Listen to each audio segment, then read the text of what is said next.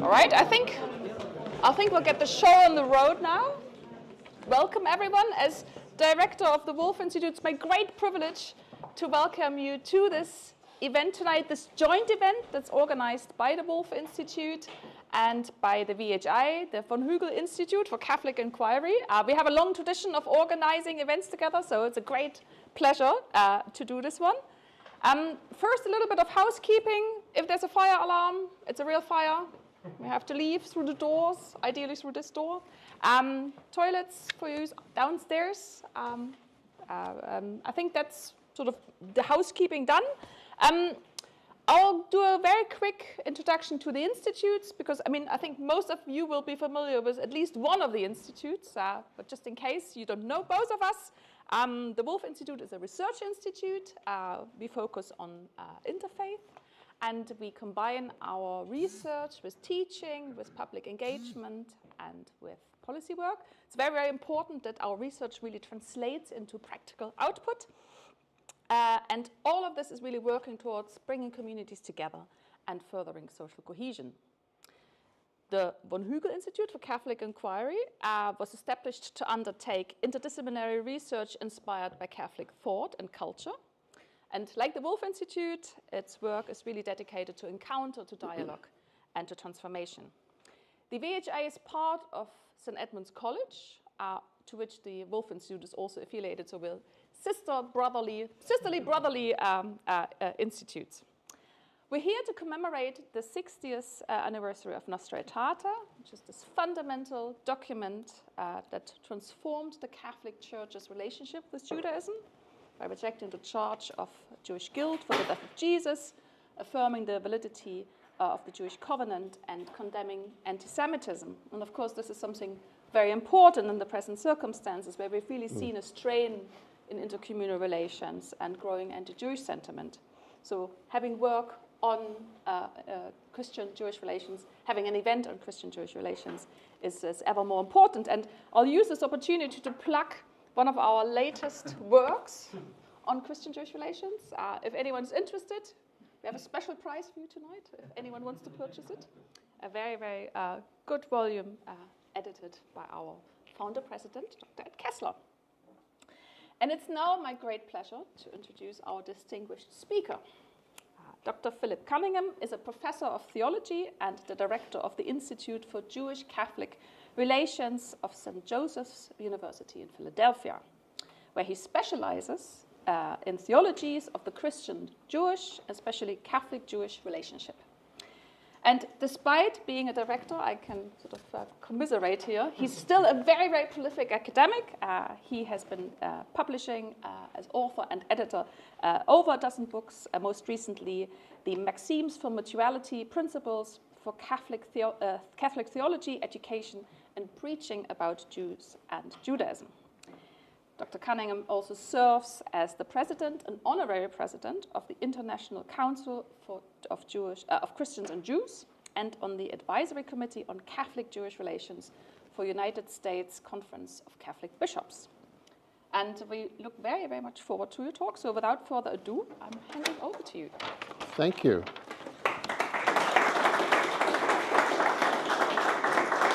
So, thank you very much. I'm really delighted. It's an honor to be invited to speak here about the 60th anniversary of Nostra Aetate. There's a lot of territory to cover because Nostra Aetate has implications in all branches of theology and Christian life. I'm not going to be able to deal with all of them in great depth, but let me begin by referring to, and I'm going to be using PowerPoint because,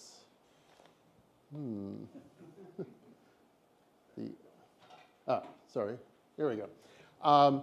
Just a couple of weeks ago, myself and Ed Kessler were at the Vatican. I have to see where I am here. For the celebration of the 60th anniversary of Nostra Aetate there. And Pope Leo XIV addressed the assembled group and said a few things that I want to use by way of an introduction to my remarks. So he began, as you can see, by saying that Nostra Aetate reminds us that humanity is drawing closer together. This is from the opening chapter. and that it is the task of the church to promote unity and love among women and men among the nations. The Catholic Church regards other religions with sincere reverence and invites her sons and daughters through dialogue and collaboration to recognize, preserve, and promote what is spiritually and morally good in all peoples. I don't know where that came from, but there we go. So here's an outline of what I'd like to do this evening. First, let's see here. Okay, so first I'll begin with a section called Accomplishments, since that's the title of the talk. And, here we go. So I want to begin with a fairly extensive section on why everybody says Nostra Aetate is transformative. It changed a lot of stuff, and you'll see I'll do that by referring to a particular pre-Nostra Aetate document that gives us a nice snapshot of the way things were beforehand. I want to also say a few words about its ongoing impact on Catholic theology and teaching, pointing to both things that have changed but also things that need to be addressed further, which brings us to the category of challenges. And I want to spend a bit of time on something that I call the oppositional imagination, which I think is a phenomenon that we Christians and Jews have inherited from our histories, and sometimes are unconscious of its functioning and how it's shaping us. But more on that to come. Sorry about this, I keep hitting. Okay, I want to spend a few moments on October the 7th and its aftermath, which we are all living in the midst of, just by observing that certain dynamics in the Christian-Jewish relationship, which all of us have known about for a while, are now sort of hitting us in the face, that they've surfaced with great clarity. I don't know, am I not connecting? Okay. I have to refer, again, these are all brief, but in the United States, where I come from, as you can tell, there are certain political challenges that involve tapping into that oppositional imagination, as I will explain. And in addition, I think the most important thing, I think, that I'm going to say tonight is the blessings that Nostra Aetate has brought, particularly in terms of what I would consider to be an emerging spirituality of the Jewish and Christian relationship. And that spirituality is expressed, as I will refer to several times, in the sculpture that is adorning the cover of the book that you just saw, Synagoga and Ecclesia in Our Time, which I'll say a bit more about. So let me begin first with Nostra Aetate as transformative. Now, I feel like I need to tell you a little bit about myself, particularly when I'm speaking overseas, because we are all shaped by our context and our circumstances in how we perceive things. So because of my own background, I'm going to be looking at the Catholic-Jewish relationship through a particular set of lenses, some of which may be obvious, but others may not be. So let me just very quickly do a little bit of an autobiography. So, and some of these pictures are kind of quaint, but anyway, I'm a first-generation Irish Catholic American. All of my grandparents were born in Ireland, and both my parents immigrated to New York in the 1920s and 30s. My father from Donegal and my mother from Oxfordshire. I grew up in the borough of Queens in what was an Irish, there it is, in an Irish Catholic, an Italian, and Jewish neighborhood. Contact with Jews interreligiously was unthinkable when I was growing up, even though we literally rubbed shoulders with Jews in my neighborhood. But it was a pretty strictly Catholic enclave, as you can see from a Corpus Christi celebration where children were selected to dress up like the priests and the bishop, and we paraded through the streets. And I'm there, but I'm not going to tell you which one I am. In school, I never heard about Jews being called Christ killers. but I somehow knew the expression from the larger society. I was never taught anything overtly anti-Semitic, but in my Catholic primary school education, it was certainly conveyed that biblical Israel existed only to prepare for Christ and his coming, and whose death on the cross opened the gates of heaven. That was the trope that was most emphasized. And hence, with that understanding, contemporary Judaism is rather vestigial and obsolete, and why do we really care? So not an atmosphere conducive for dialogue. As a student at a Jesuit high school and college, excuse me, I got a little ahead of myself. As a boy, I do remember the Second Vatican Council occurring. Not that I remember any details, you know, I was only, whatever, 10 or something. But I do remember headlines and TV news stories. Watching the evening news at 6 o'clock was a big deal, that the council had exonerated Jews from the crime of the crucifixion of Jesus. Now, I realize now that the phrasing of that is somewhat problematic, but that's what I remember hearing about. It made big news that this was worthy of the national news for sure.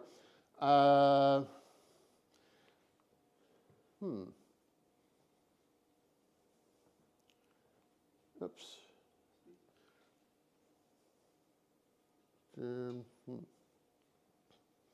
Well, let me just finish the...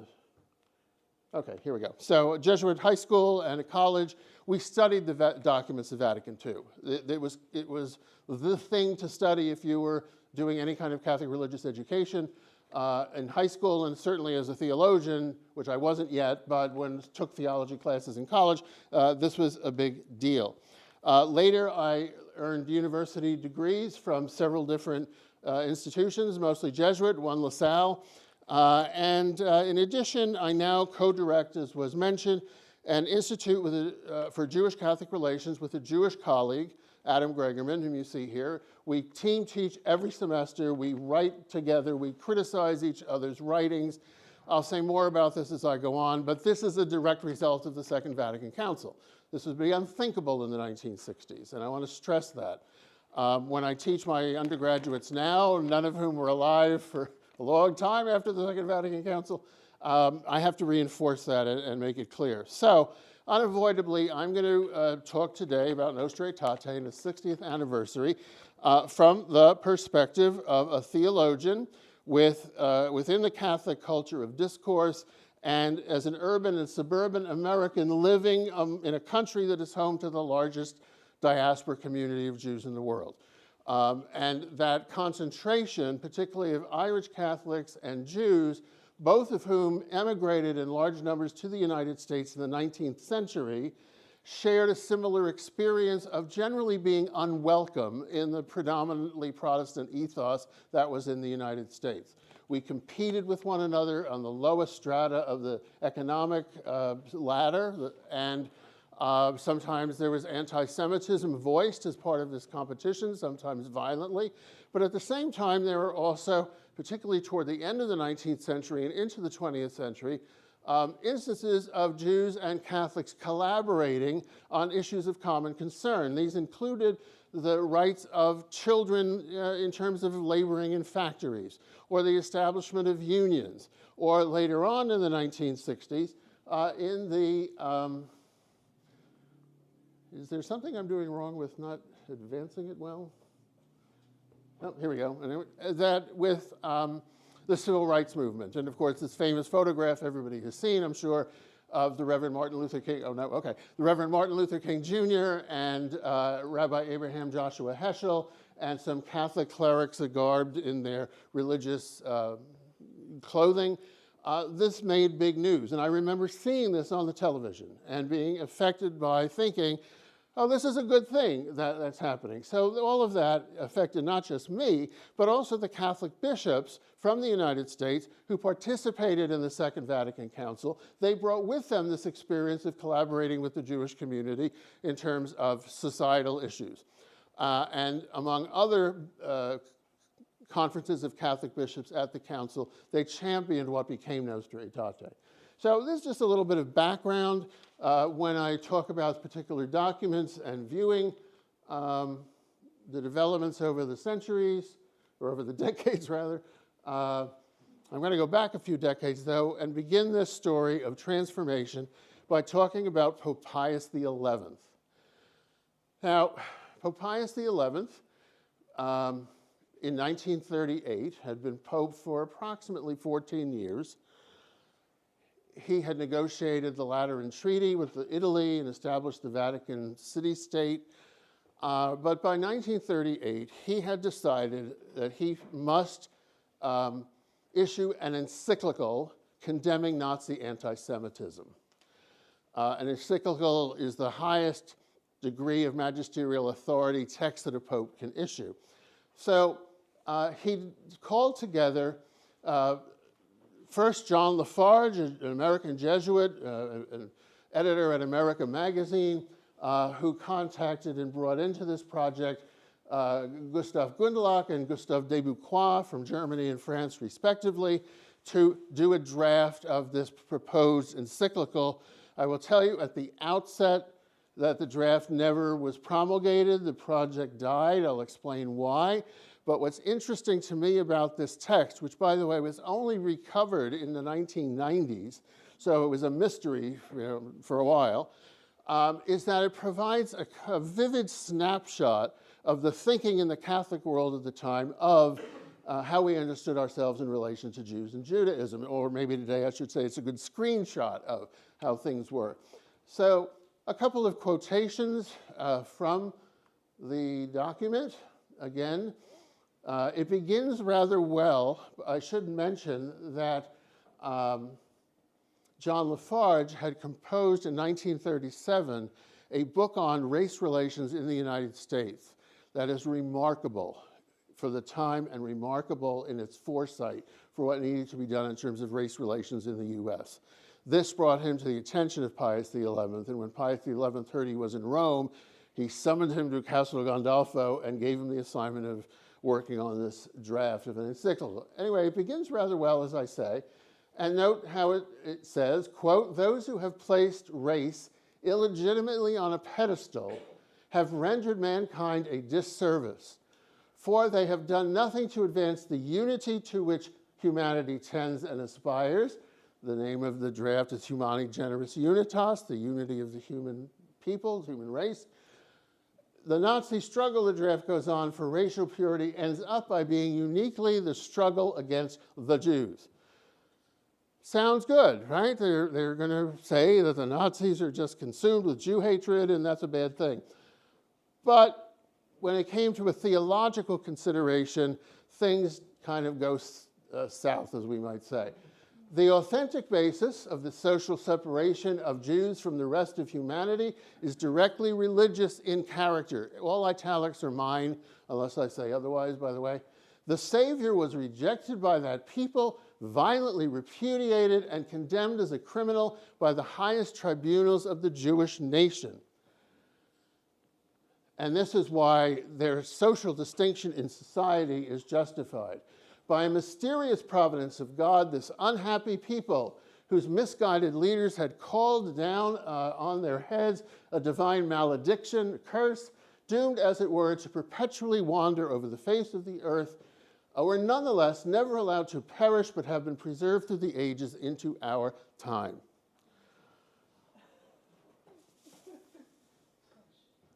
The church is not blind. These are sentences from different parts of this draft. The church is not blind to the spiritual dangers to which contact with Jews can expose souls, or make her unaware of the need to safeguard her children against spiritual contagion. Not an attitude that would engender interreligious dialogue, as you can see. Now, to sum up the key claims in the draft that I want to focus on, just to repeat what we just heard.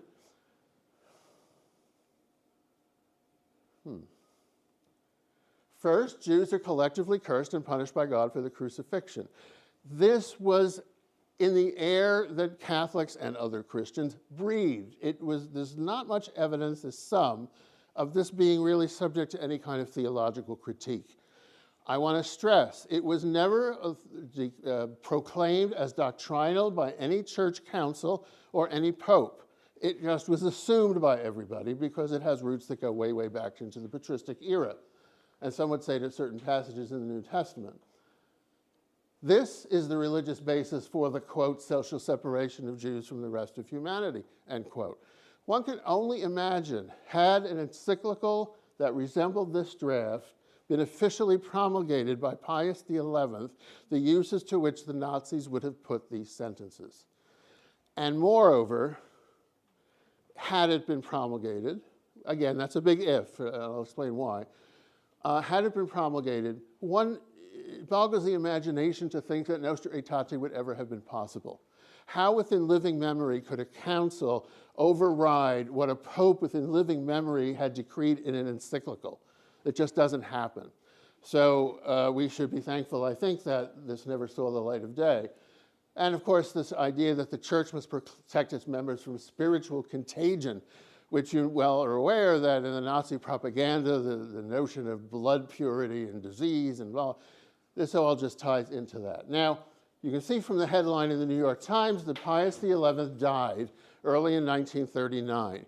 He received a copy of the draft probably October or November of 1938, and then the story goes blank. We just don't know exactly what happened next. Hopefully we'll find out soon because archival material from the Vatican is now more open and we'll see what that produces. The point is that this initiative died with Pius XI. Now we do know from earlier documents that Pius XI issued and the drafts of them that in certain of these earlier texts he would quote, or excuse me, he would cross out or annotate certain sentences that were anti-Jewish in nature, either with a question mark, or would say, what is the evidence, or displayed some hesitancy about whatever the draft had said. So it well may be that had he seen this, which again we don't know, he might have totally changed it, or not. I mean, we just have no idea. I sometimes tell my students that he got the draft and was dead 2 months later. I don't know if there's a causal connection, you know, but we just don't know. All right, with that background, let's jump ahead now to Nostra Aetate. 27 years or so later, Second Vatican Council, as everyone here well knows, promulgated with under Pope Paul VI this document. You know these sentences, but now let's see them in relation to Humanae Generis Unitas. What happened to Jesus' passion cannot be charged against all the Jews without distinction, then alive, nor against the Jews of today. Jews should not be presented as rejected or cursed by God as if these followed from Holy Scripture. No foundation remains for any theory or practice that leads to discrimination between people and people. So far as their human dignity and their rights from them are concerned, the Church reproves as far into the mind of Christ any discrimination against people or harassment of them because of their race, color, condition, or religion. 2 more quick quotes. This sacred synod council wants to foster and recommend that mutual understanding and respect which is above all the fruit of biblical and theological studies as well as friendly dialogues, fraternal dialogues. This institute, Woolf Institute, and my institute that I co-direct at St. Joseph's, we exist because of that sentence. Without that sentence, or without something similar having evolved over time, which who knows, we would not be here, quite simply. I mean, I remember a time when my parents, for example, would have needed to get the dispensation of our local pastor to attend the wedding of Lutheran friends, let alone engaging in this kind of fraternal dialogue with Jews. It's a light years away. And again, my students are all impressed by this because they've never known a different world than the one we live in terms of interreligious friendship. The Catholic Church rejects nothing that is true or holy in other religions. Again, sentences we're all familiar with. She regards with sincere reverence those ways of conduct, of life, those precepts and teachings which, though differing in many respects from her own, often reflect a ray of that truth which enlightens all men and women. So as I want to refer to something that Pope Leo said 3 weeks ago in Rome, when he made very clear and emphasized the point that chapter 4 of Nostra Aetate, which is the chapter dealing with Jews and Judaism and church's relationship to them, was the generative heart, quote unquote, of Nostra Aetate. It was working through the issues with Jews, at least to the degree that they were able to in 1965, that opened the door to relations from the Catholic community's part with other world religions. So this gives it a primacy in terms of topic that I want to make sure we keep in mind. So if we do a quick comparison, I'm sure it's obvious to everyone at this point, but Nostra Aetate totally reversed the main theological ideas found in Humanae Generis Unitas, which again, I would submit, represents the Catholic thought world at the time. However, Jews and Christians needed time to learn how to talk religiously with one another. So even though you had this invitation to fraternal dialogues, we never really had that opportunity on a community level before. How do we speak? What do we say? What are the topics of conversation? Each community had its own priorities and things that it wanted to talk about. But one thing we discovered, for example, was that although we use many of the same vocabulary, much of the same vocabulary, we mean very different things by them. So, for example, the word Messiah plays out quite differently in the Jewish and Christian communities. Salvation and how that is understood has developed and evolved differently in the two communities. And it took a while to recognize what was happening there and to therefore try and get even deeper into the root of our respective beliefs. But this is something that Nostra Aetate made possible and enabled. And we're still in that process, by the way, but more on that to come. So let's say a few things about Nostra Aetate's ongoing impact. I'll just take a quick sip here.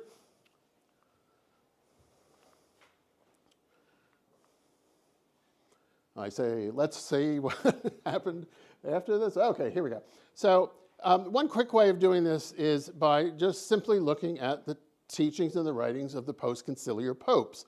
So I want to share two quotes from each of the three post-conciliar popes. They're papal catecheses, if you like. And we'll begin with St. Pope John Paul II. It is on and 1979, note that year, because I think he was installed as Pope in 1978, late in the fall. So this is very early in his pontificate. He writes this: "It is on the basis of Nostra Aetate that we recognize with utmost clarity that the path along which we should proceed with the Jewish religious community is one of fraternal dialogue and fruitful collaboration." Sound familiar? He's obviously developing Nostra Aetate, as he said. Here's something new. The central dimension of our dialogue is the meeting between present-day Christian and churches and the present-day people of the covenant concluded with Moses, never revoked by God. Now this formula, the unrevoked covenant, became a trademark, if you'll pardon the metaphor, of his pontificate and his teaching regarding Jews and Judaism. But there's something in this phrase that I chose deliberately to bring out this point. Notice the covenant that he specifies. He says the covenant concluded with Moses. Well, the covenant concluded with Moses, of course, includes the giving of the Torah on Mount Sinai and the central spiritual significance of the Torah in Jewish religious life.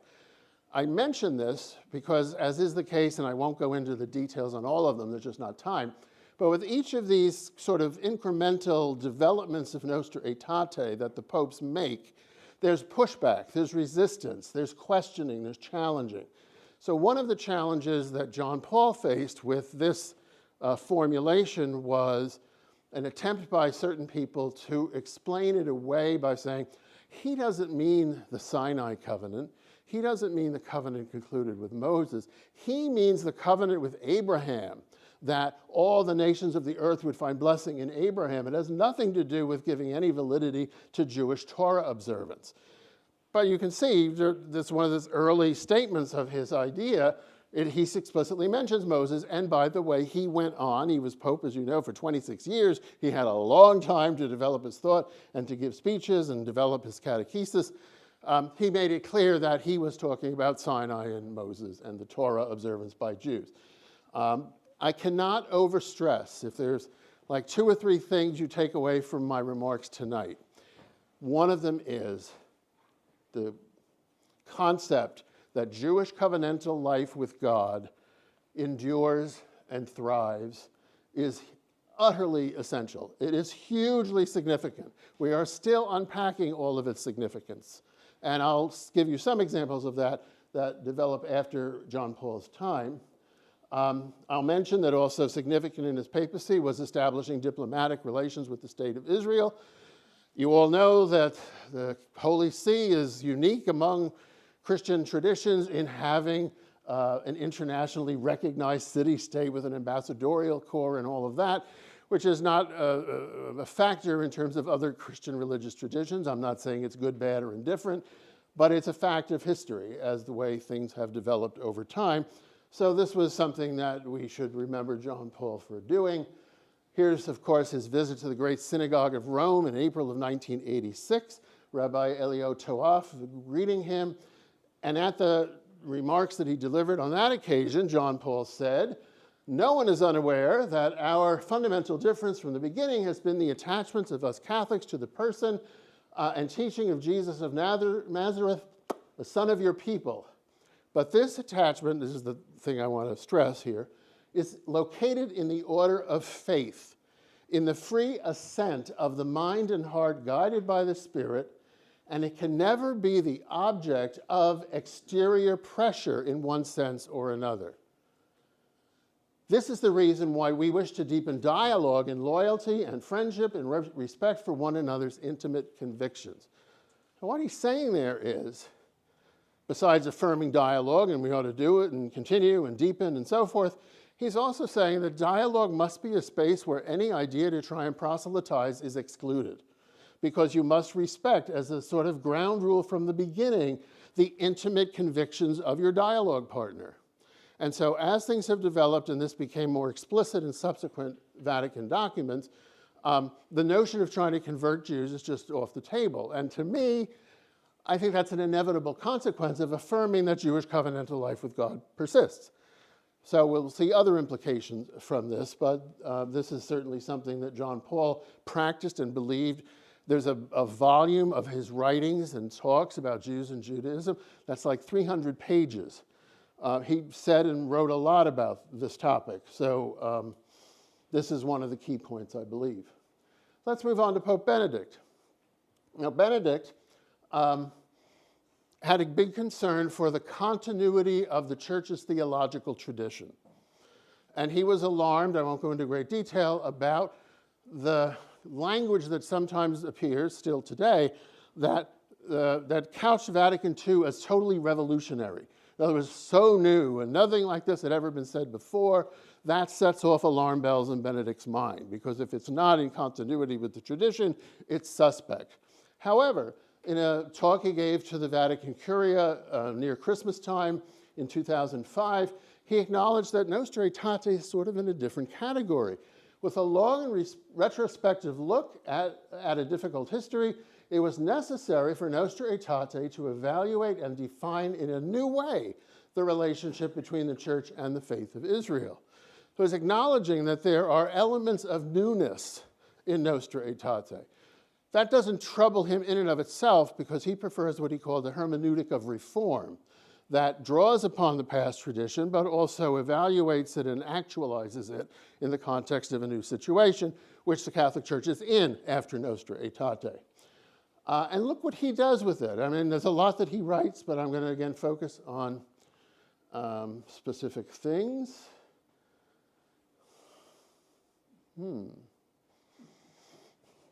Speak to us, Benedict. Where are we?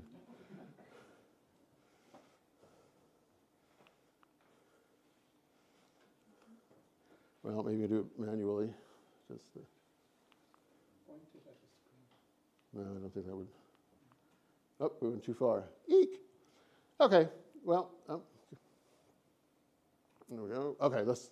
So, in a book he wrote, second volume of a series called Jesus of Nazareth, with different subtitles, he wrote, quoting somebody favorably, Hildegard of Brem, "The Church must not concern herself with the conversion of the Jews, since she must wait for the time fixed for this by God, until the full number of the Gentiles comes in." He's drawing on Romans 11 there. We could talk about that more if you like. In the meantime, Israel retains its own mission, the Jewish people, Israel in that sense. Well, if the Jewish people are in covenant with God and that covenant is dynamic and alive, then of course it must have a mission in the world. Again, this is a consequence of John Paul II's talking about the unrevoked covenant. But he also, develops and gives even further weight to John Paul's statement about respect for each other's intimate convictions and dialogue. So it's up to God to worry about the quote-unquote salvation of the Jews. I'll say more about that. And here's a rather fascinating quote. After centuries of antagonism, we now see it as our task to bring the two ways of rereading the biblical text, the Christian way and the Jewish way, into dialogue with one another if we are to understand God's word and will aright. That's kind of an interesting sentence. What he's referring to, of course, is that Jewish traditions of interpreting the Tanakh, the Hebrew Bible, have developed over the centuries, largely through the rabbinic tradition.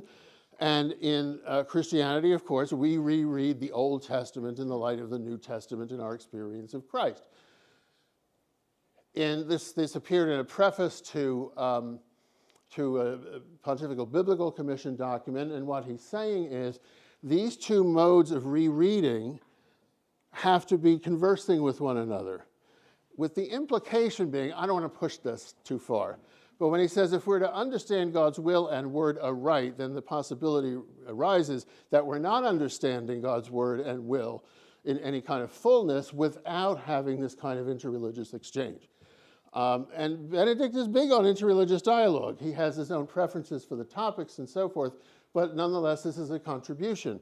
Pope Francis, we hold the Jewish people in special regard because of their covenant with God, for, quote, the gifts and call of God are irrevocable, quoting Romans 11:29. Dialogue and friendship with the children of Israel are part of the life of Jesus' disciples. Now, I want to point out that these quotations are from a writing early in his pontificate. He was elected in 2013. This is coming in 2014, in the category of an apostolic constitution. An apostolic constitution is the second highest level of authority of a papal magisterial document, encyclical being a step higher. Therefore, what he writes here is almost a summary of stuff that has happened between 1965 and 2014, and it's the highest magisterial Vatican document since Nostra Aetate itself, which is an even higher authority because it's a conciliar text. But nonetheless, this should be paid attention to by virtue of that authority as an apostolic exhortation. Here is something that's kind of gone another step, but to me it's an inevitable step given everything that has preceded it. God continues to work among the people of the Old Covenant and to bring forth treasures of wisdom which flow from their encounter with his word. Well, think about that. I mean, can you imagine that in 1938? I mean, certainly not. But the idea that Jewish engagement with the rabbinic tradition and the religious insights that come from that are God working within the Jewish community. It's analogous, and we'll see something even more direct in this regard, it's analogous to the Holy Spirit working among those who study the scriptures in the Christian world. So again, you see that one of my main points is Nostra Aetate is like a rocket being launched in multiple stages. And as the decades unfold, the stages are advancing in their ascent and new insights are developing. Now, while Francis was Pope, the Commission for Religious Relations with the Jews, the title says it all in terms of what its mission is, issued a document called The Gifts and Calling of God Are Irrevocable, citing Romans 11:29 again. Notice this paragraph, which is really suggestive. God revealed, I'd say, God's self and God's word so that it may be understood by humanity in concrete historical situations, actual historical situations. If people's responses are in accord with the word of God, they stand in right relationship with God. For Jews, this word can be learned through the Torah and the traditions based on it, which must mean the rabbinic tradition. I mean, that's clear. The Torah is the instruction for a successful life in right relationship with God. Whoever observes the Torah has life in its fullness. And they cite a rabbinic text, the Pirkei Avot, the wisdom of the fathers. And you may also be familiar, well, let me say that in a minute. And by observing the Torah, the Jew receives a share in communion with God. Now, this text describes itself as not a magisterial text, but it's a text that comes out of a Vatican dicastery, which has to have the approval of the Congregation for the Doctrine of the Faith in order to be issued. So how a text issued by a magisterial office is not magisterial is somewhat of a mystery to me, but it probably is a result of they were saying some kind of new things in a way that, again, I think flow logically from everything that preceded it, but it's new. So you may be struck by a couple of words that I'll identify for you. First of all, right, whoops, the thing moved somehow. Right relationship appears twice. Life in its fullness is mentioned. And of course, in John chapter 10, Jesus says, I have come to bring life in its fullness. So there's a double echo going on here, not just with the Pirkei Avot, but also with the Gospel of John. And sharing communion. Now, those phrases, I don't think, could possibly be accidental. Share in communion, life in its fullness, right relationship. These are all descriptions that have soteriological cadences. In other words, we're talking here about salvation. Now again, if Jews are in covenant with a God who saves, how can not that covenantal life somehow be salvific? That's what they're flirting with here. Or maybe flirting is too mild a word, but this is what they're exploring here. So big things are happening. So let's just summarize all of this, these papal documents, really quickly. And so you have Nostra Aetate, Jews are beloved of God, there's no curse. Jews and Christians should dialogue and study together. John Paul II, Jews abide in a covenant of eternal love with God. That's a quote, I didn't put it in quotation marks, but it's from his speech to Jewish leaders in Miami. The church's stance toward Jews must be one of dialogue, and dialogue must respect each other's intimate convictions. These are, I think, John Paul's major contributions to this story. Benedict, Christianity and Rabbinic Judaism are both heirs of biblical Israel. This is like an axiom for him. A lot of his writings is built upon this understanding, including that there's no mission to convert Jews, but rather our mission is to dialogue together until the end of time. Francis, God's saving word is active among Jews in the study and observance of the Torah.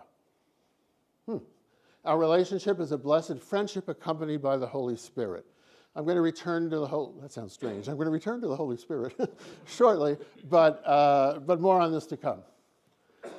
Now, I want to also point out something that Ed and I both heard in Rome 3 weeks ago, a further covenantal consequence. I've been making a big deal about covenant and the recognition of its irrevocability or the fact that it was never revoked or that.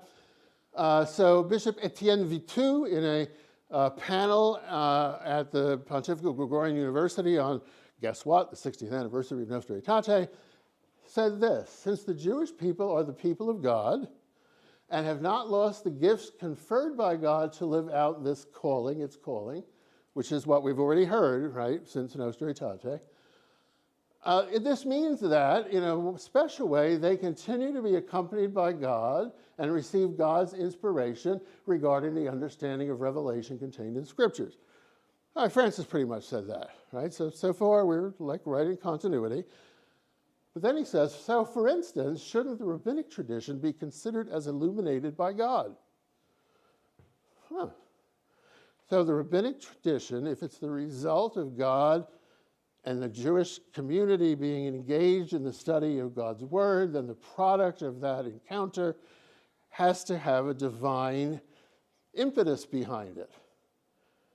Nobody has quite said that, but you could put the pieces together in another way, which I'll do a little later, but let me say this much now, and that is if the Holy Spirit is alive at work in the Jewish community, which from a Catholic and Christian perspective must be the case, if Jews are in covenant with a God that we know as triune, then certainly the Word and the Spirit have to be active in the Jewish community, even if they don't see things that way. well, then, therefore, the Holy Spirit is at work in the composition of the Talmud. We can talk about that more, but it just seems to me an inevitable consequence. It's a phrase I've been using. Okay, number 3, we're getting there. The oppositional imagination. What do I mean by that? Let me go back to the 1938 draft of Humani Generis Unitas. You thought you heard all of it, but there's one more piece. As a result of the rejection of the Messiah by his own people and of his corresponding acceptance by the Gentile world, we find a historic enmity of the Jewish people to Christianity, creating a perpetual tension between Jew and Gentile, which the passage of time has never diminished, even up until 1938. This is the oppositional imagination. Let me develop it a little further. It means that there's an unconscious, or maybe conscious, presupposition that it is the fundamental nature of Judaism and Christianity to be opposed to one another, hence oppositional. It's a zero-sum mentality that became habituated in Christians, and in Jews too, but I'm not discussing that tonight, after centuries of the adversus Judaeus rhetoric that we find in the patristic literature against the Jews. And in its extreme form, it's Marcionism, which would mean simply that the God that Jesus revealed is not the same God that lies behind the Old Testament, and therefore the Old Testament really shouldn't be canonical for Christians. You can see that's like extreme, opposition is to separate the Christian Bible that way.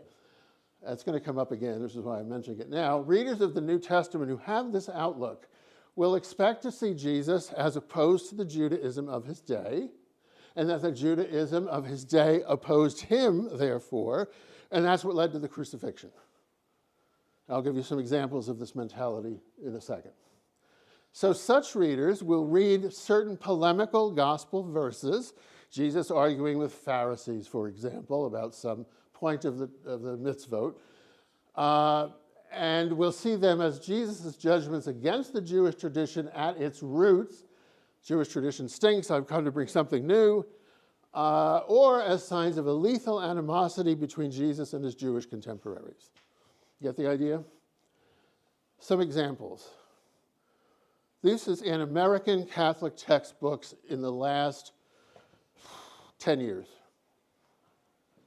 Quote, Jesus driving the money changers out of the temple demonstrated his authority over Israel's religious practices, and it also spoke to his challenging the old and corrupt sacrificial system, abolishing all sacrifice but the one he was about to make. Eek.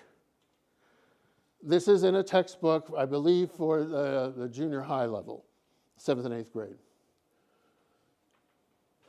The religious leaders, different textbook, watched his every move with suspicion.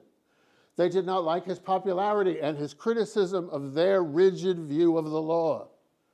Instead of being open and changing their narrow-minded attitudes, they gradually built a wall of opposition. That was the cause of Jesus' death. Now, you see what we're seeing here is, and there's textbook studies that confirm this, that the blood curse, the deicide charge, all that rather gross stuff has been eliminated from Catholic textbooks in the United States. And I'm sure that's true in many other countries. I'm just not competent to say so. But what lingers is the presupposition that Jesus had to be opposed by the Judaism of his day. And so they will read certain biblical passages or allude to them to perpetuate that vision. That's what I mean by the oppositional imagination. Third quote here. Some powerful leaders did not believe Jesus was the Son of God. They plotted against him. So this is highly problematic in that really it requires the resurrection experience to be thinking of Jesus in Son of God with a capital S, second person of the Blessed Trinity kind of way. Yes, I'm aware that in the Gospels, the high priest asked Jesus, are you the Son of the Most High, the Son of the Blessed, or whatever. But those are texts that are written decades after the foundation of the church predicated upon the resurrection experience. So you got to be really careful when you start to attribute later theological controversies between Jews and Christians, and even using the word Christians a little early, but retrojecting that back to the actual life of Jesus himself. That's the problem with this. So it sets up a religious opposition between the two traditions because of its anachronistic reading of the scriptures, which, by the way, there are numerous Catholic documents that say you should not be doing that kind of anachronistic approach. I want to give you a few more quotes. I'm going to go really quick because there's a lot yet to go. The Doctors of the Law, this is from Catholic magazines in the United States, national magazines. They're all the year 2023, so I'm not talking about the dim, distant pre-Nostra Aetate past. You know, they're just sort of casual, unthinking comments. The Doctors of the Law didn't know how to rejoice because they had lost that sense of joy that only comes from faith. Do I need to tease out the problems with this? Idolatry, or worshiping a false god, was a primal sin for monotheistic Israel. Okay. And a theme underlying the conflict between Jesus and his opponents, who accused him of blasphemy for claiming equality with God. Well, that's a reading of the Gospel of John on a very collapsed time level as debate, the same thing I was just talking about. It's talking about arguments over the divinity and status of Jesus that occurred decades after the life of Jesus himself, and are just simply presented as this is what got Jesus into trouble. The Samaritan woman, socially marginalized by her impurity according to Jewish law, becomes a model for all Christians. Well, Jewish women who are unclean because of menstruation, which, by the way, John chapter 4 never mentions that as a factor in the story of her conversation with Jesus at the well in Samaria. But even if it had, this doesn't render a woman socially ostracized from the rest of the community. I mean, a huge bulk of the population would be socially marginalized if that would be the case. So you've got this understanding of Torah, and its following it is legalistic, it's ruthless, it's dehumanizing people. This trope is informing a lot of these kinds of texts. Lastly,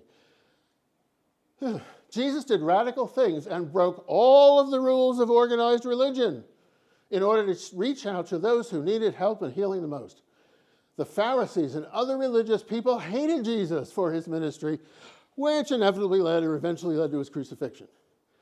I mean, the caricature of Judaism that's here is just breathtaking.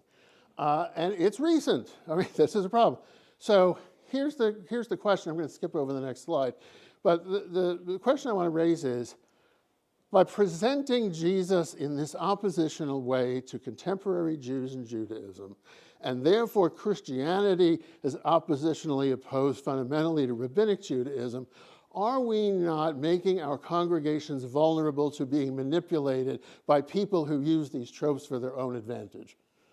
I think the answer is an inevitable yes, and I'll say more about that. Okay, let me keep going. I'm going to skip this. I basically did this.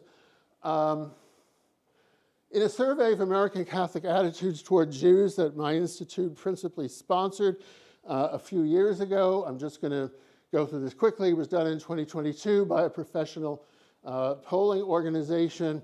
The sample provides a 95% confidence rate that there's not a sampling error greater than 3.2%.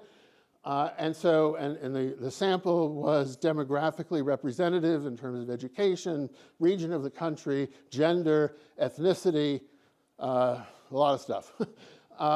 So here's what we found. When asked which best expresses your feelings or beliefs about the Jewish people, and I see it's happening when it's a second order thing. Okay, so 20% said it's a non-Christian religion. Okay, yeah, fair enough. Cursed by God or used to be the chosen people, 13.3%. Jews enjoy a special relationship with God, 35.9%. Yeah, that's pretty good. And don't know, 27.9%. Now, I don't take a lot of comfort in this, in the fact that at least we're not seeing a lot of, deicidal minded Catholics running around the United States. Another question more specifically on covenant, although that last question was also covenant. That's what was being gotten at here. Does God's covenant with the Jewish people remain intact today? It has ended or never was 15.8%. Okay, pretty good. Yes, it is intact, 41.7%. Okay, that's not bad. Don't know, 42.5%. Okay, you know where I'm going to go with this. Only a minority of Catholics in the United States, 35.9% or 41.7%, are aware of the crucial post-Nostra Aetate Catholic teaching that Jewish covenantal life endures. I think that's pretty bad. All right? What it means is that the positive attitudes that American Catholics indeed do have toward Jews is because they have Jewish friends, Jewish co-workers, they've been to Jewish religious ceremonies. There's a lot of socialization, which indeed is the case because large numbers of Catholics and Jews live near each other in suburban and urban areas in the United States. So we've got this is a major issue, I think, in Catholic formation. 40 years ago, in 1985, the Commission for Religious Relations with the Jews issued documents toward notes on the correct way to present Jews and Judaism in preaching and catechesis in the Roman Catholic Church. It's a big, long title. And they say that Jews and Judaism should not occupy an occasional and marginal place in catechesis. Their presence there is essential and should be organically integrated. I have to tell you, in honesty, we haven't done this. Jews and Judaism are not organically integrated into Catholic religious education curricula. And you can find this instantly by looking up any, again, in the United States, I know a little bit about some other textbook studies, but if you look to any National Catechetical Directory or Diocesan Catechetical Directories, and you get their PDF versions online, and you do a search for Jews or for Judaism, you'll be lucky if you get a single hit. The catechetical director is saying, this is what by grade level students ought to be taught. Well, if you don't see the words Jews or Judaism, there's no way we have organically integrated, study of this into the text. Now, maybe that was an exalted kind of vision in 1985, but really, I think we can do better than this. So this is something that has to be dealt with. Bishop Etienne Vitou, again, I will quote from 3 weeks ago, theology needs to be renewed by taking into consideration the enduring quality of the Old Covenant. As all the popes have said, post-conciliar, that this has not been done yet explains why many honestly try to follow Nostra Aetate, but easily fall back on old schemes or thoughts on the ritualistic Pharisees, or law versus grace, or justification versus mitzvot. And he's right. I mean, I'm quoting because I agree with that. I think that's an accurate perception of things. Okay, so the oppositional imagination has oxygen. It can grow. It can sleep and then be reawoken under certain circumstances. Okay, so a lot of good has happened, but we got a way to go. Let me just plow ahead. I know time is running short, but let me just say a few things about October 7th and then conclude. Again, this is no great revelation, right? But I think we have to be conscious of it, those of us who engage in dialogue. Everybody is in pain. Their pain is for different reasons. Everybody is feeling vulnerable and not sure what to say, again, for various reasons. But if you're going to have a dialogue that touches on the topics related to October 7th, this has to be forefront in people's minds. No great shakes, I mean, it's sort of obvious when you think about it. But I think the events since October 7th have made us all think about these things. Catholics historically have no cognate to the spiritual religious bond to the land of Israel. It's not part of our tradition to feel that any one particular point on earth is somehow essential to our covenantal life with God. We have nothing to compare Jewish religious attachment to. Therefore, it's hard for us Catholics and other Christians to wrap our minds around it. That makes it difficult to talk in certain situations. My colleague Adam Gregerman wrote an article a couple of years ago, is the biblical land promise irrevocable? Think about that question. It's a very cleverly constructed question. Catholics have been teaching now for a while, in fact, some people say it's risen to the level of doctrine, that the promise, the covenant, or the covenantal life between God and the Jewish people is irrevocable. Well, those promises or covenantal terms include land. Well, what do we do with that as Catholics? We don't have a good theological answer yet. So when thrust into the situation of having to talk about those in the context of war, it's difficult. Now, I think we've made some big steps. There are hope. There's things developing, but no way are we at a position of having any kind of consensus about this in the Catholic community.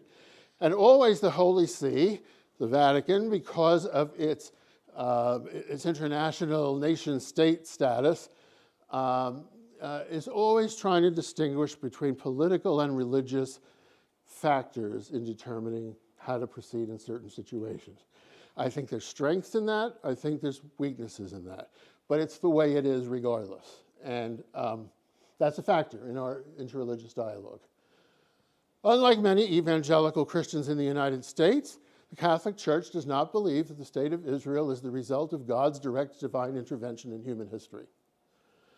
So there's differences of opinion among Jews on this topic as well as among American Christians. But this adds to the complexity of things. If you're talking to somebody who thinks the hand of God reached down and inspired Theodore Herzl or something, can one talk with such a person if you don't hold that? Right?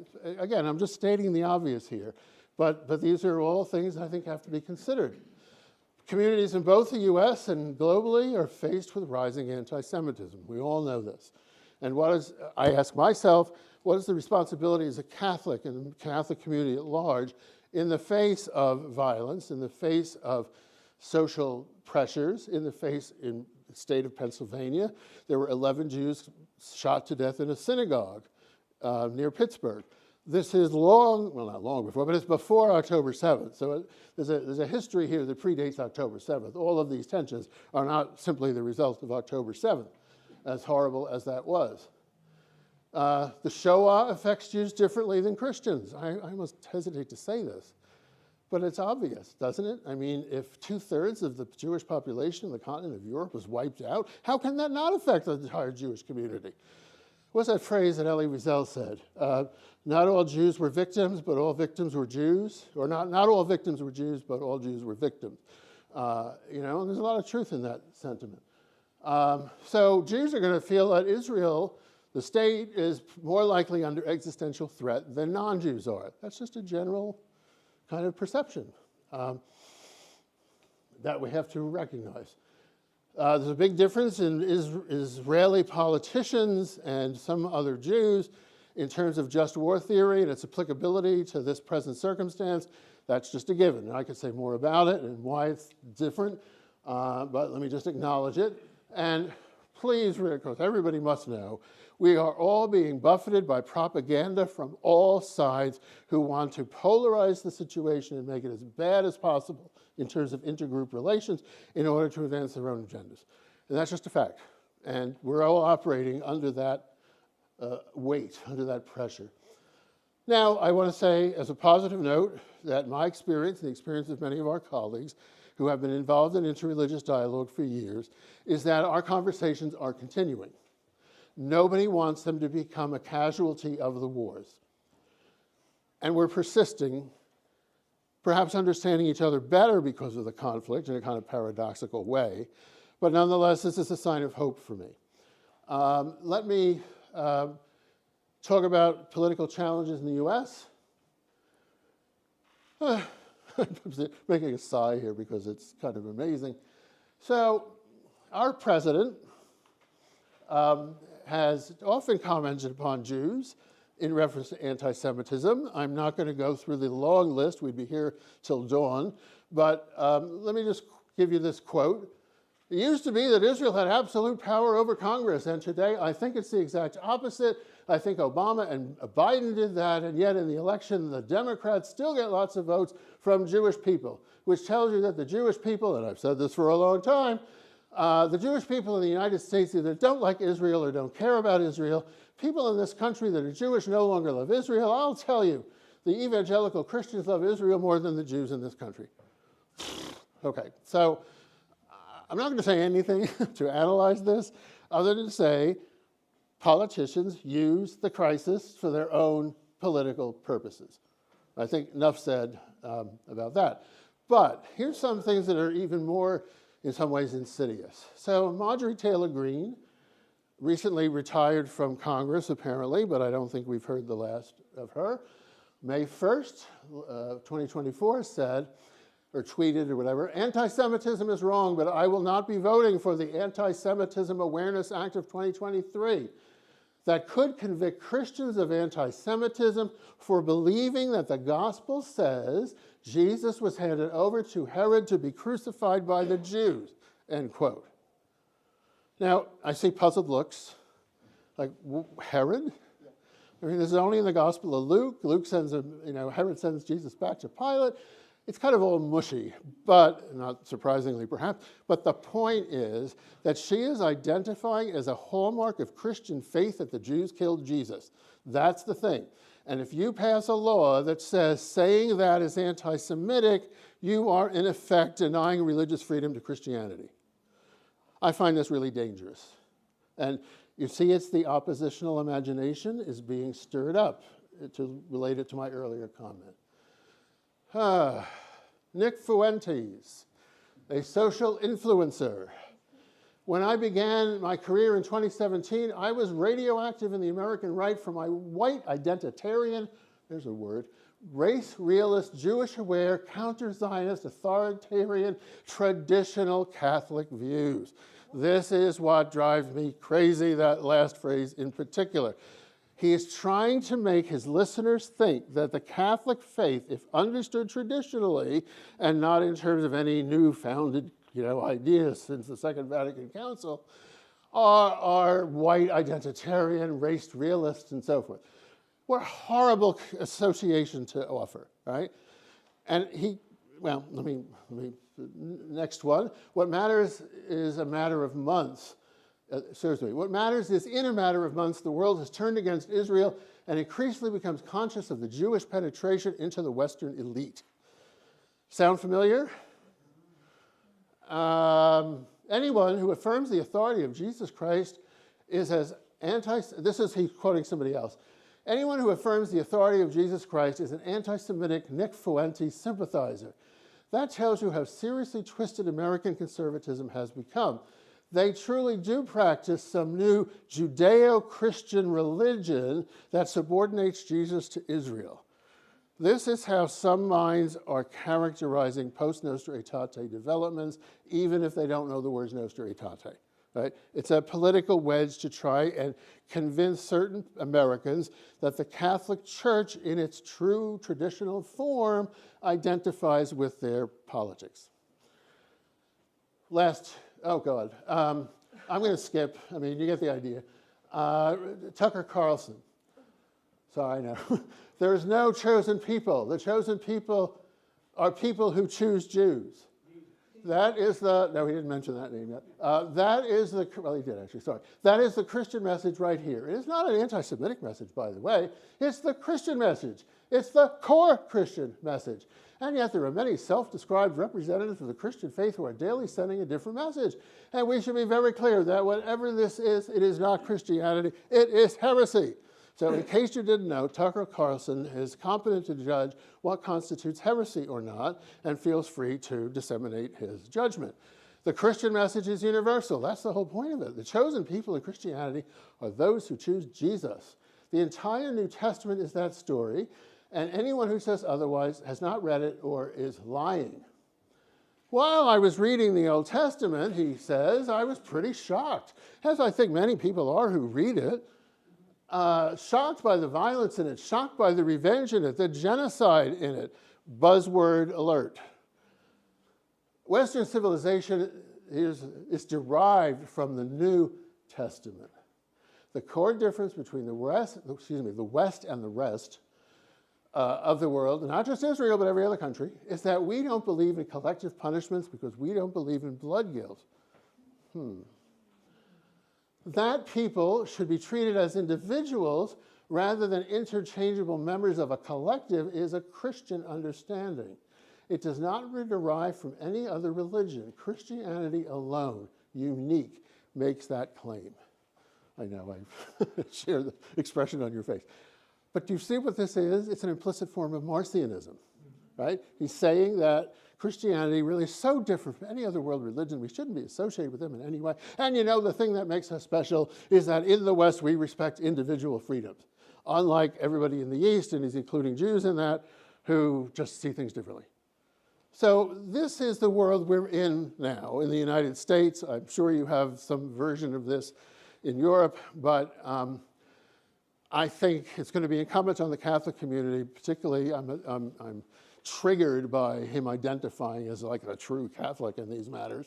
You know, we're going to have to do something about this, and I think our bishops are going to have to step up at some point, as well as the authoritative, you know, shepherds for. No, he's the Episcopalian.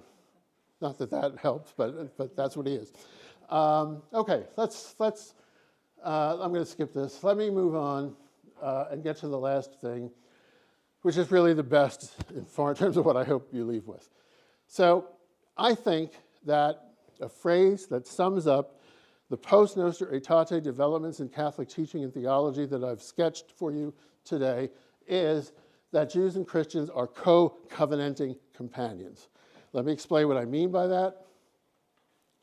And you've been seeing this picture everywhere. This sculpture is on the campus of our university. We commissioned it for the 50th anniversary of Nostra Aetate 10 years ago, 2015. It's entitled Synagoga and Ecclesia in Our Time. Unlike medieval depictions, which I'm sure you've seen, where synagoga is defeated, the crown has fallen from her head, her staff is broken, the Torah scroll is torn and falling from her hand, or else it's the Ten Commandments upside down falling from her hands. Here we have synagoga and church, ecclesia, as equal. They are both crowned, they are both covenanting with God, and they're enjoying studying each other's sacred texts together. That is what co-covenanting companions is visually expressed as. So it is already Catholic teaching, and also many other Christians. I'm not meaning to sideline anybody else, but I'm focusing on Catholicism tonight, are both in covenant with God. I mean, that's a given now. But covenant needs to be understood not as an object, not as, I'm going to take the covenant from you, Ed Kessler, and I am going to do what I want with it. I'm going to rewrite it and rewrite it. Rather, covenant is a relationship. It's covenanting. We ought to be using that language to remind us it's a relationship. In the Bible, there are two metaphors, and I mean the Hebrew Bible, Tucker Carlson, that are used. The relationship between God and Israel is like a husband and wife. The human side doesn't necessarily do everything the way it should, but nonetheless the relationship is eternal. Or it's between parent and child. So again, intimate relationship. And we must use, in English at least, we must use the verbal form or adjectival form, a covenantal relationship or covenanting, because what results is that the two peoples of Israel and the church are walking with God in their distinctive ways. By the way, halak comes from to walk. And the early, one of the early names for what became Christianity was the way, how we walk with God, hodos. So we resonate with one another, but we have distinctive experiences of walking together with the same God. And so there's a resonance between our spiritual lives. I'm not saying we're in covenant with each other.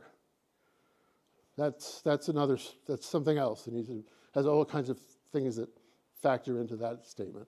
But we are certainly walking together with the same God in covenantal relationship. That's official Catholic teaching. I mean, that's how it is now. So as companions on the journey to the age to come, or Olam Haba, the reign of God, we can assist each other in living out our respective covenantal responsibilities. That sounds pretty good to me.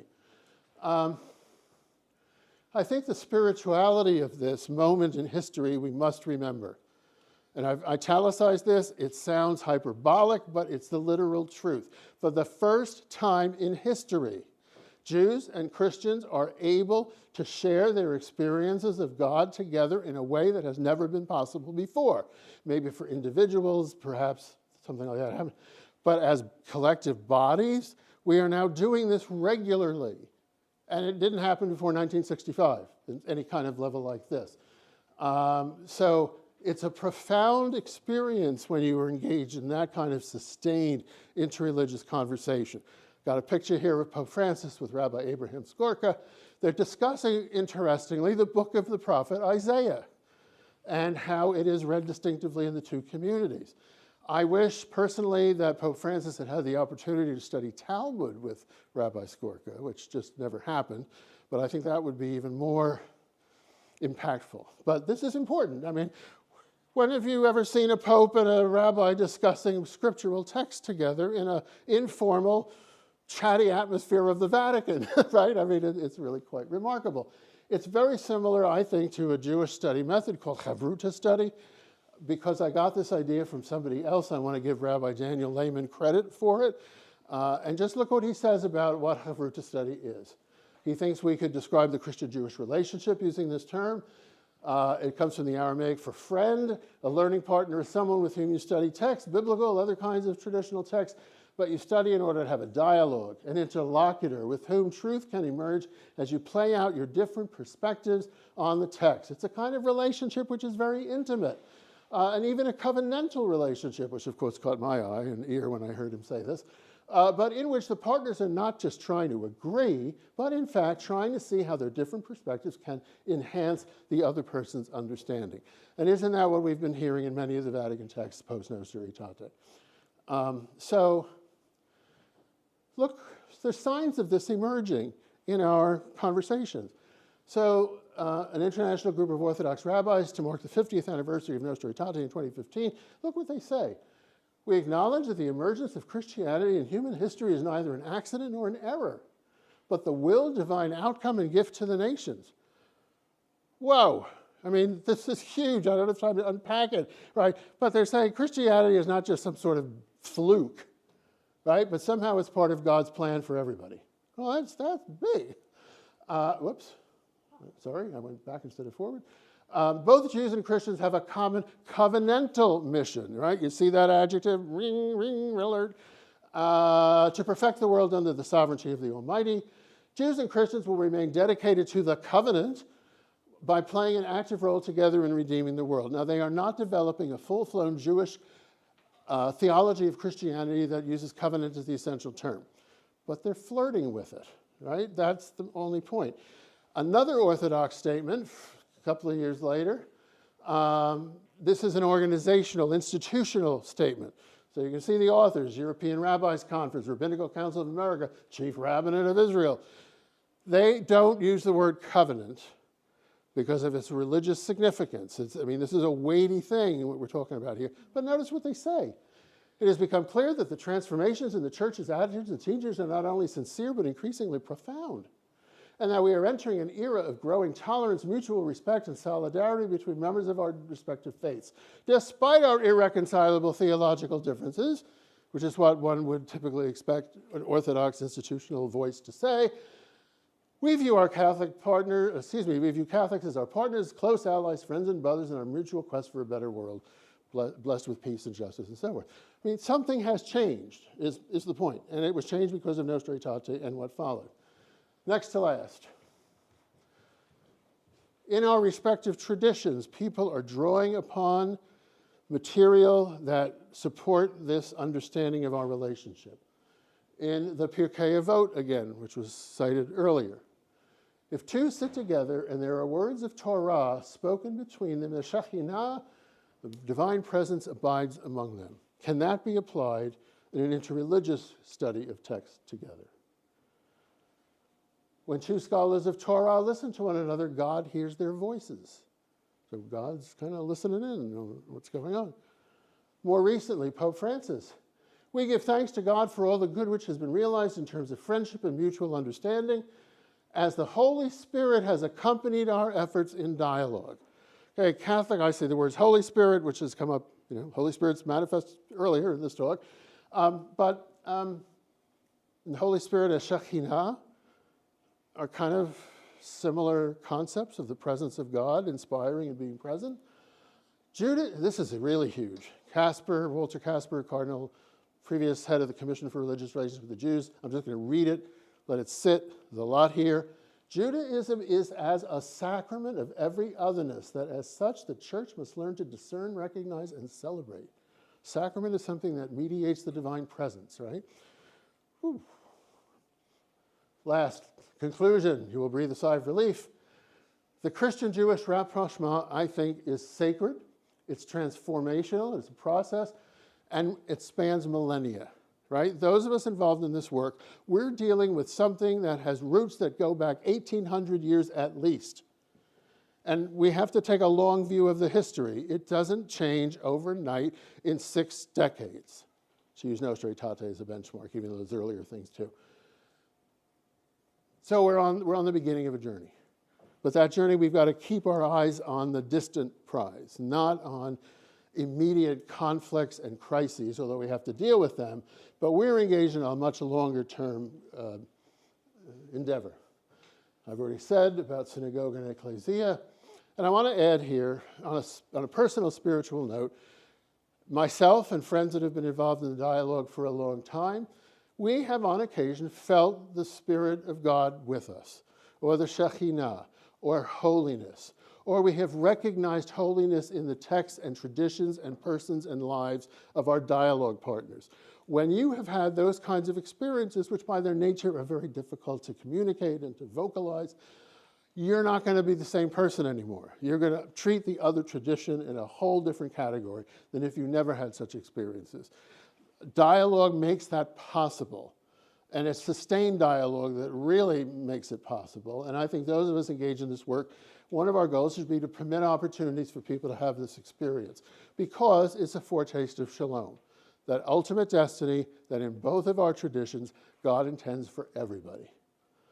Thank you.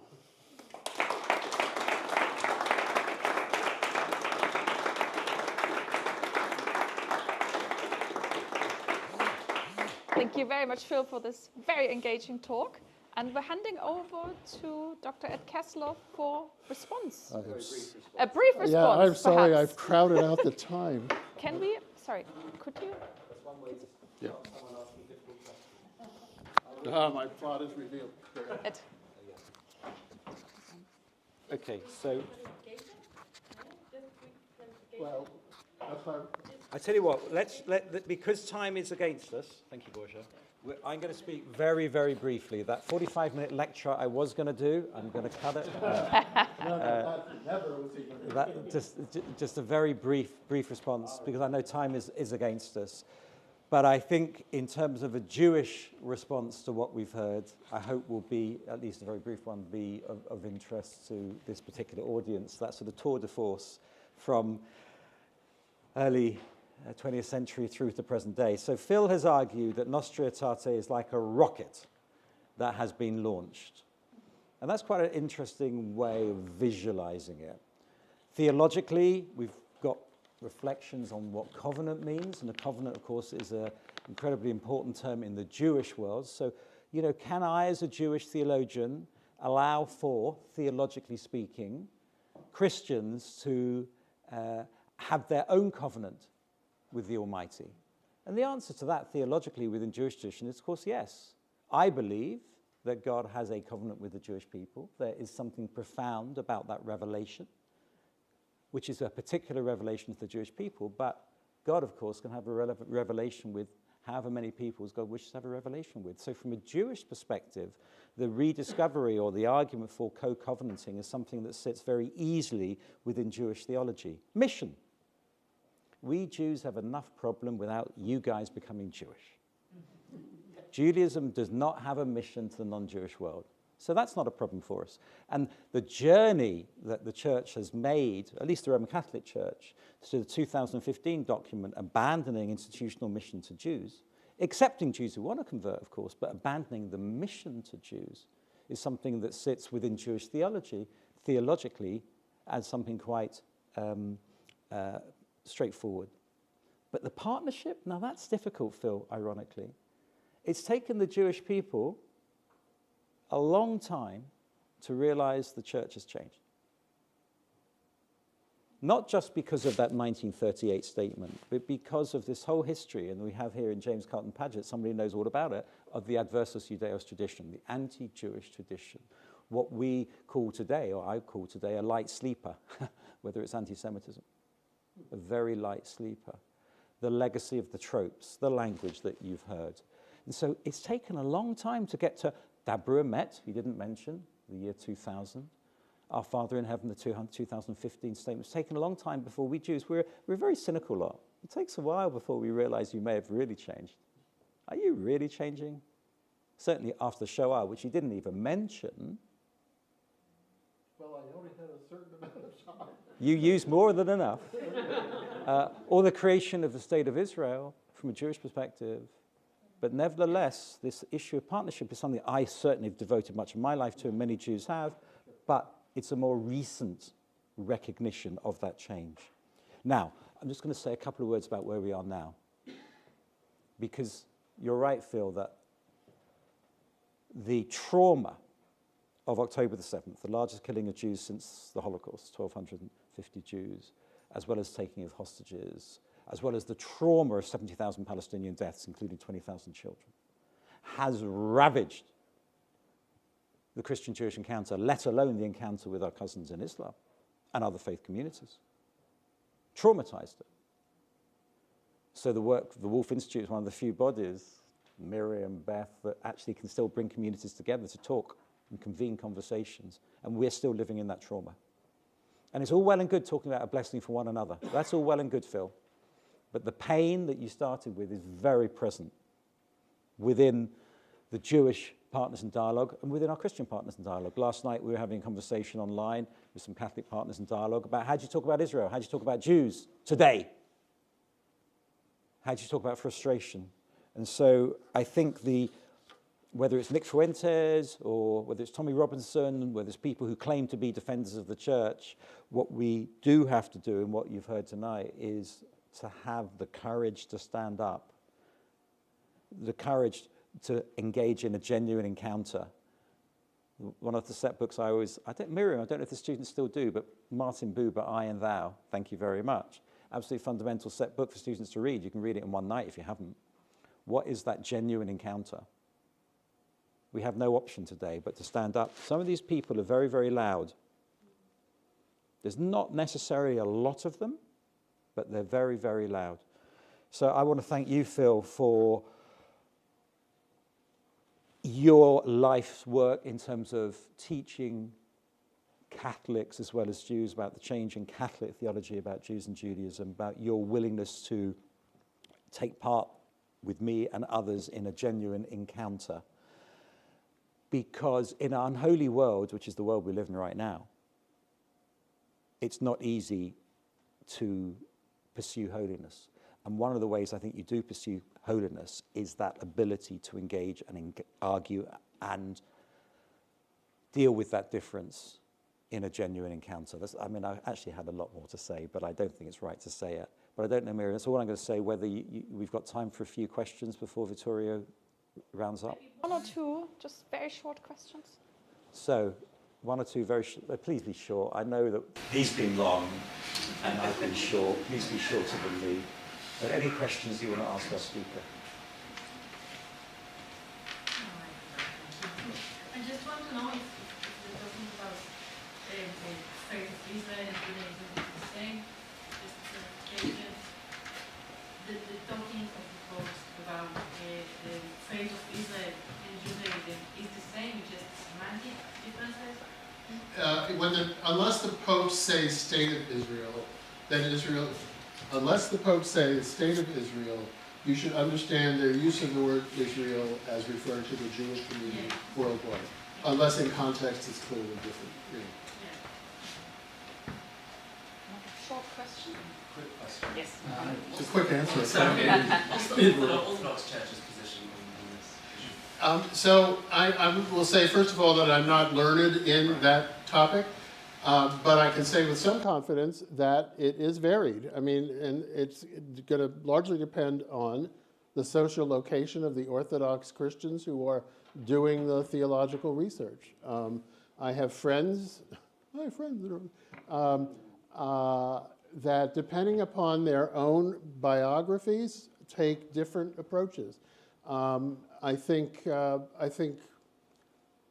I mean, let me just leave it at that. I mean, Eastern Orthodox living in the East have a generally different sensibility about these things than Eastern Orthodox. And for various reasons, in the West, they're somewhat new to the dialogue, but there's all kinds of understandable reasons for that. I personally feel that Eastern Orthodox theology, in broad strokes, has a lot to teach Western theologians about, for example, this may sound strange, but bringing to bear Eastern understandings of Trinity into our relationship with Jews. For various historical reasons, we in the West are more compartmentalized, I don't know, or restricted in what we can do there. But I think Eastern Orthodox have a real gift to give in that regard. All right. I think we'll have to, just a very short last one. Very contentious, forgive me. So you spoke about your... Sorry, not enough time. I am Catholic, so post-Vatican II, for a completely different generation. Also very much Europeans, very much influenced by conversations about the Shoah, political. Sure. Now, Benedict XVI, bringing back the changes of the liturgy, which because of their work, we didn't know that was so painful to the Jewish community. We didn't mean any harm. Is there a way to reconcile that that desire to go back to a liturgical tradition, but now not meant in an anti-Semitic sense? So can we reclaim an anti-Semitic past and totally own it? So are you referring specifically to the revival of the Good Friday prayer, the Tridentine Rite? Yes. Okay. So I'll give you my crackpot theory, which means I can get away with it. I believe through reading a lot of what Pope Benedict wrote before he was Pope as well, is that the subject of the Church's theological understanding of its relationship to Jews and the Jewish people was not something he had devoted a lot of his own personal time to. And I don't mean that in terms of dialogues, I mean his own study and reflection and so forth. I think when a text called Dominus Jesus was issued in the year 2000, that was a kind of triggering moment for him, because that document, as you may remember, talked about other world religions not being revealed by God the way Christianity is. And Jews who read that said, hello, what about us? You know, isn't the Hebrew Bible, haven't you been saying that this is canonical and revealed and all of that stuff? And so my crackpot theory is that he was taken up short by that and had to start rethinking, or maybe not rethinking, but thinking deeply about the specific relationship with the Jewish people, which he went on in an article in L'Osservatore Romano several months after Dominus Jesus was issued, called Our Father Abraham, the Gift of Christmas, where he starts to me, I mean, I haven't read everything he wrote, but starts to engage for the first time with the distinctive nature of the relationship between Christianity and Judaism in a way he really hadn't done before, even in his previous book called Covenant, I forget the title now, anyway. So that's what I think has happened, and I think in some of the quotes I gave, which you notice are from later in his life, that he is engaging in a more fulsome way, and particularly recognizing, as I pointed out, the need for study together of our scriptural heritage. That's a particular focus of his. He has a certain way of doing theology, or had a certain way of doing theology, which was very metaphysical and very trans-temporal. History wasn't so prominent in his thought as it somewhat later became. But that would be my answer. You know, I think, like all of us, we're works in progress. And the question is, can we save traditionalism and divulge Well, it depends what- anti-Semitism from it. It depends what you mean by traditionalism. If by traditionalism somebody like Tucker Carlson or Fuentes means that the Jews killed Jesus and they're our enemies, no. First of all, I don't think that's the tradition, but that's just not retrievable, right? If by tradition one means a greater emphasis on the universal saving significance of Christ, which is certainly the tradition. I mean, I'm not questioning that, but then the challenge becomes, and this is what we're working through, how do we as Christians maintain the universal saving significance of Christ in relationship to the Jewish people who are covenanting with the saving God? And I think we already have, you're getting more than you asked for here, but I think that we are on the way to constructing an approach to that by recognizing that God is at work among the Jewish community today. And if we're triune Christians, which that's traditional, then that has to involve both the Son, or the Word, and the Spirit in the life of the Jewish community's spirituality. So I think there's some things there that we can develop. Very good. I'm handing over for concluding remarks to Dr. Vittorio Montemaggi, who is the director of the VHI.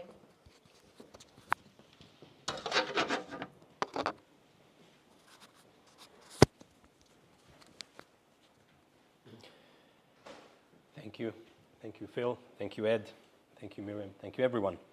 I think it would be difficult to overestimate, as Professor Cunningham has argued, the importance of Nostra Aetate and of the conversations that Nostra Aetate has generated and can continue to generate. Some 25 years ago or so, while first studying Jewish-Christian relations as an undergraduate here in Cambridge, I had the opportunity of interviewing one of the bishops who had been at Vatican II about Nostra Aetate.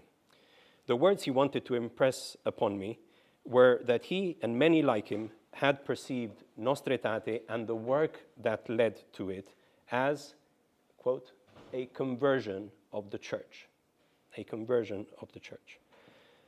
One that opened up the possibility of ongoing, open-ended spiritual journeying and renewal as human beings continue to encounter one another across religions and religious traditions.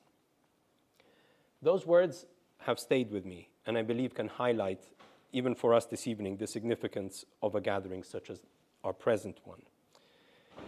And in this respect, one of the statements in Nostra Aetate that perhaps most calls for reflection today is its very opening, recalled by Professor Cunningham at the beginning of his talk. In our time, when day by day mankind is being drawn closer together and the ties between different peoples are becoming stronger, the Church examines more closely her relationship to non-Christian religions. That's how the document begins. It's possible that you and I would struggle today to assert with the same confidence as Nostra Aetate that day by day mankind is being drawn closer together and the ties between different peoples are becoming stronger. We've talked about some of the pain that is being experienced at the moment. That we cannot take such a claim for granted makes our work this evening and going forward even more pressing. Inspired by the document, whose 60th anniversary we are commemorating, and indeed by our lecture this evening, our commitment remains to work together to strengthen the bonds between human beings. This commitment is at the heart of the work of the Woolf Institute and of the Hugel Institute, as well as of St. Edmund's College, to which both institutes are related. So, on behalf of St. Edmund's College, the Hugel Institute, and the Woolf Institute, thank you again all for being here, and please join me in thanking again our distinguished lecturer, Professor Phil Cunningham.